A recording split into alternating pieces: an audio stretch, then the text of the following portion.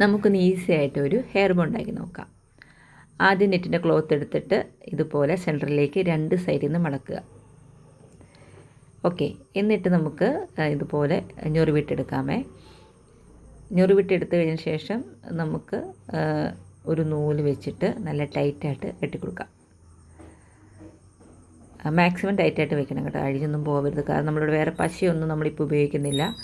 നൂലിൻ്റെ ഒരു ബലത്തിലാണ് അതിരിക്കുന്നത്. അപ്പോൾ നന്നായിട്ട് തന്നെ ടൈറ്റ് ചെയ്ത് കൊടുക്കാൻ ശ്രദ്ധിക്കണം. പിന്നെ ഈ എന്താ പറയുക, നെറ്റിൻ്റെ തുണിയൊക്കെ നമുക്ക് കടയിൽ നിന്നൊക്കെ വാങ്ങാൻ കിട്ടും. മീറ്റർ 40 രൂപ എങ്ങാണ്ടൊക്കെ ഉള്ളൂ. ഇത് കുറച്ച് ഡിസൈനുണ്ട്, ഡിസൈനുള്ളതാണ് ഒന്നുകൂടെ നല്ലതെന്ന് തോന്നുന്നു കേട്ടോ. പ്ലെയിൻ നെറ്റ് ആകുമ്പോൾ നമ്മൾ അതിനകത്ത് വേറെ എന്തെങ്കിലുമൊക്കെ ഡിസൈൻ ചെയ്യേണ്ടി വരും. ഇതാകുമ്പോൾ ഓൾറെഡി ഡിസൈനുണ്ട്. അപ്പോൾ നമ്മൾ സെൻറ്ററിലേക്ക് നൂലിൻ്റെ ഭാഗം കാണാതിരിക്കാൻ വേണ്ടി വേറൊരു ക്ലോത്ത് എടുത്തിട്ട് നമ്മളൊന്ന് കെട്ടിക്കൊടുക്കുന്നുണ്ട്. അപ്പം ഈ ഭാഗമൊക്കെ കംപ്ലീറ്റ് ആയിട്ട് നമ്മൾ എന്താ പറയുക, പശയൊന്നും യൂസ് ചെയ്യാതെ ആണ് ചെയ്യുന്നത്. നിങ്ങൾക്ക് വേണമെങ്കിൽ പശയൊക്കെ യൂസ് ചെയ്യാം.